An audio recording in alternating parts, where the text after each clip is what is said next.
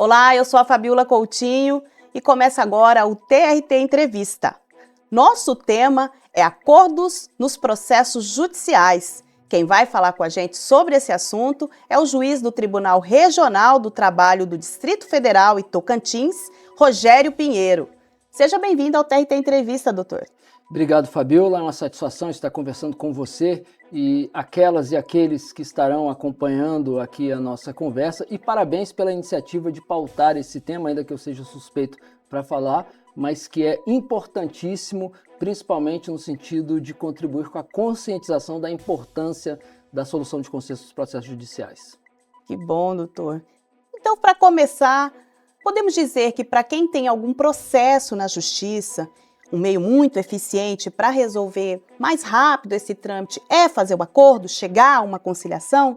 Sem dúvida nenhuma. E eu digo mais, muitas vezes as partes não têm essa compreensão, principalmente pelo contexto de conflituosidade e principalmente ainda quando existem questões emocionais que acabam estando envolvidas, seja por mágoa, rancores, em relação ao que possa ter ocorrido ao longo do contrato de trabalho, já que estamos falando de conflitos que decorrem majoritariamente de relações de emprego, que são relações entre seres humanos que convivem diariamente, e é natural que surjam dificuldades e que lá na frente acabam virando um conflito que bate às portas do Poder Judiciário. E esse tipo de situação, de uma maneira ou de outra, acaba comprometendo a capacidade de analisar de forma mais racional, serena e inteligente qual é a melhor saída para resolver aquela situação. Mas, não obstante essa possível dificuldade absolutamente natural, eu não tenho a menor dúvida em afirmar que a conciliação é uma oportunidade que está à disposição das partes para encontrar uma solução que seja mais eficiente e mais inteligente do que deixar o processo seguir adiante, se submetendo à via tradicional aí da solução imposta pelo Poder Judiciário. E nesse processo de construir o acordo, o papel do mediador também é muito importante em se tratando de conciliação. Qual que é a função desse mediador? O que ele leva mais em consideração na hora de ir lá conversar com as partes e construir toda essa situação? Sem dúvida nenhuma que o mediador no sentido amplo, ou seja, o terceiro neutro que vai contribuir com as partes na busca de um consenso, tem um papel fundamental. É óbvio que o ideal seria que as pessoas conseguissem resolver seus problemas sem precisar de um terceiro e que, inclusive, não tivéssemos conflito algum, E se vivêssemos esse cenário impossível, talvez pudéssemos até discutir o papel do Poder Judiciário. Seguramente esse papel seria, no máximo, um papel residual, que é o ideal em qualquer sociedade. Aliás, você pode medir a saúde de uma sociedade, a saúde do ponto de vista da convivência, a partir do nível de judicialização. E no Brasil é fato que temos uma sociedade altamente conflituosa, uma sociedade que tem cada vez mais buscado o Poder Judiciário, que acaba exercendo um protagonismo que, na minha opinião, não é desejável, mas o fato é que as pessoas nem sempre, na maioria das vezes, não conseguem resolver seus problemas sem precisar de um terceiro, e o Judiciário, de maneira estruturada, organizada e, acima de tudo, técnica, tem que cumprir esse papel. Inclusive, eu aproveito para chamar a atenção nessa linha de que uma das grandes referências que nós temos no Brasil no estudo da área da resolução adequada de disputas, que é uma área de conhecimento que tem por objeto própria e interdisciplinar, mas que tem como principal objeto o tratamento do conflito, uma das grandes referências que nós temos no Brasil é o professor Kazuo Watanabe, que sustenta que o artigo 5º 35 da Constituição precisa ser lido não apenas como o acesso ao Poder Judiciário naquela concepção tradicional, mas também o acesso a um serviço de justiça consensual de qualidade. E aí entra o papel dos magistrados, conciliadores e mediadores, dos centros de conciliação, que hoje é uma realidade extremamente consolidada na Justiça do Trabalho. Então, assim, esse terceiro neutro, seja ele o magistrado, o conciliador ou o mediador, tem um papel muito importante em contribuir com a busca da solução de consenso, acima de tudo com uma atuação técnica, né? E aí entra, né, o que o professor Kazuo Watanabe fala de justiça consensual de qualidade. Inclusive, eu ia perguntar isso para o senhor, se existe algum tipo de parâmetro para que ninguém seja prejudicado nessa negociação, quais as garantias que as partes envolvidas ali no processo têm com relação a esses acordos. Mas o senhor já está me dizendo que esse terceiro neutro é exatamente vamos dizer, esse elemento que garante isso, é isso mesmo?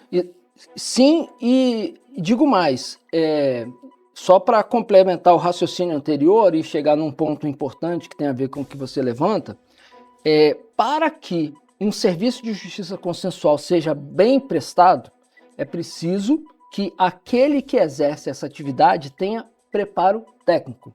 E hoje, na Justiça do Trabalho, nós podemos nos orgulhar de que as escolas judiciais em todos os tribunais regionais do trabalho vêm fazendo um trabalho espetacular, intenso, comprometido de formação de conciliadores e mediadores, e não é diferente aqui no TRT da 23ª Região. Aliás, eu estou aqui por conta disso, o que, né, não posso deixar de registrar e parabenizar como uma iniciativa extremamente louvável, porque esse é o caminho. Para que o judiciário possa prestar um serviço adequado, entendendo, né, essa ideia do serviço de justiça consensual, as pessoas precisam de preparo técnico. E nisso entra a importância da formação, seja dos conciliadores, dos mediadores, né, ou seja, os servidores que atuam como conciliadores e mediadores do Sejusc, seja os magistrados, e é esse o motivo da iniciativa do Centro de Conciliação, né, junto, né, com o tribunal, que viabilizou a minha vinda aqui para tentar dar uma contribuição nesse sentido. Além da preocupação técnica, existe uma outra preocupação que precisa ser observada e que, no fundo, vai entrar também na preocupação técnica, que é a preocupação ética.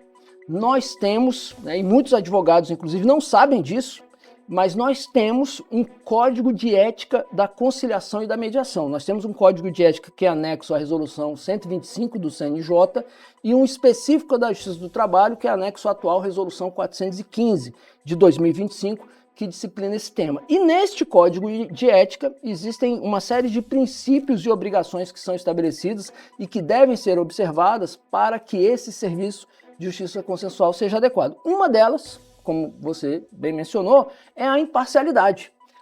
O mediador ou o magistrado buscando um consenso também pode agir de forma parcial e causar um prejuízo. Não é só no julgamento que a gente pode ter uma quebra da imparcialidade e que deve ser observada a imparcialidade. Na busca da solução de consenso, também é preciso que se observe a imparcialidade. Isso está previsto no Código de Ética, como também o respeito à autonomia da vontade, de modo a garantir que o acordo seja fruto da vontade legítima e espontânea das partes, de modo a não ser uma solução imposta, como é o caso da sentença. Então, resumindo tudo isso, é preciso compreender, e a Justiça do Trabalho hoje tem essa compreensão, né? Aliás, só abrindo um parênteses aqui, às vezes a gente ouve, né, talvez hoje menos, mas muito se ouviu, eu já ouvi muito, isso me deixava arrepiado, colocações do tipo, porque a Justiça do Trabalho tem a conciliação no seu DNA, que a Justiça do Trabalho valoriza a conciliação desde a década de 40, né, com a velha CLT, lá no artigo 764.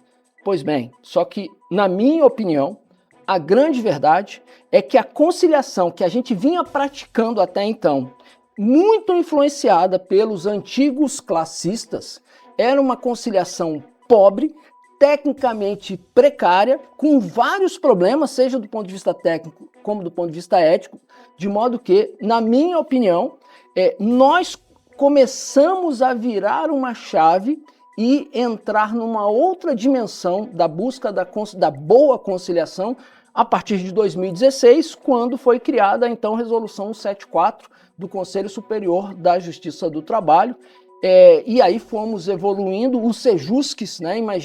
Imagine o que era, por exemplo, na década de 80, alguém imaginar que em 2000, né, em 2020, 2025, nós teríamos aqui, né, no TRT 23, em Cuiabá, uma estrutura montada, estrutura física inclusive, com servidores preparados tecnicamente, atuando como conciliadores e mediadores supervisionados por magistrado, para tentar buscar soluções de consenso de uma forma tecnicamente bem conduzida. Isso era inimaginável nas décadas passadas, quando vivíamos aquela era da valorização do princípio da conciliação, mas que contava com vários problemas e eu diria de forma muito amadora. A grande verdade, né, e quem nos ouve nesse momento pode ter certeza de que a Justiça do Trabalho e o TRT da 23ª Região se inserem nesse contexto de uma forma louvável. Hoje, o cidadão que for se submeter a esse serviço de justiça consensual na Justiça do Trabalho vai encontrar um serviço de excelente qualidade, acima de tudo do ponto de vista técnico. Ok. Só para quem nos ouve, deixa eu contextualizar, o TRT Entrevista de hoje está com o doutor Rogério Pinheiro, que é juiz do Tribunal Regional do Trabalho do Distrito Federal e de Tocantins, e o nosso tema é acordos nos processos judiciais. Doutor, uma última pergunta, acho que o senhor já falou bastante, mas eu acho que vale a pena. Essa prioridade na conciliação, em tentar resolver uma saída negociada e não ficar esperando uma decisão de um juiz, por exemplo, o senhor acha que pode melhorar não só nós aqui, Justiça do Trabalho, mas a justiça como um todo? Eu não tenho dúvida, ainda que seja suspeito. Primeiro porque, assim, o papel do Poder Judiciário, no fundo, é promover a paz na sociedade. E não há dúvida que a melhor forma de se alcançar a paz não é por uma decisão imposta, é por uma decisão consensual. Para além disso, a solução de consenso ela tem como grandes vantagens, primeiro, a questão da celeridade, né? Seguramente o processo vai ser resolvido num tempo menor. E segundo, é a eliminação do elemento incerteza. Toda decisão judicial ela tem uma incerteza, que pode ser menor ou maior a depender das circunstâncias. Mas ninguém pode, eu costumo, né, dizer até de forma provocativa o seguinte: a parte só pode ter certeza do resultado, só pode tratar a sentença como uma certeza se o juiz for parcial ou se o juiz for corrupto e tiver se vendido para uma das partes. Porque se o juiz for imparcial e o juiz for correto, for sério, ninguém pode dizer que tem certeza do resultado do processo. E com a conciliação eu elimino essa incerteza. É óbvio que o desafio é encontrar um acordo que, proporcionando essas vantagens, também satisfaça, quanto ao conteúdo, ao resultado daquele acordo, satisfaça ambas as partes.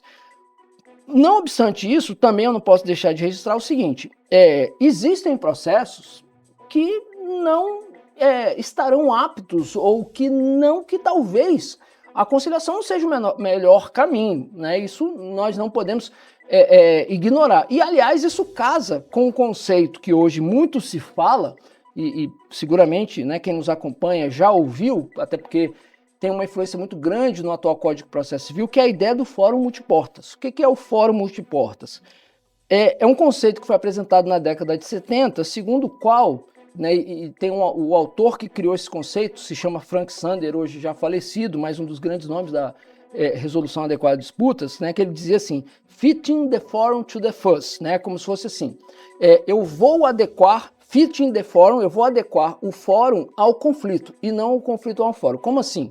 Na visão tradicional, e principalmente pensando num cenário que nem tinha políticas de conciliação, era como se o poder público, o Estado, só oferecesse à sociedade uma via, uma porta. Você tem um conflito, o juiz vai julgar e vai sentenciar. E aí, né, o professor Frank Sander, com essa ideia, trouxe o seguinte: não, o Estado ele tem que criar várias portas.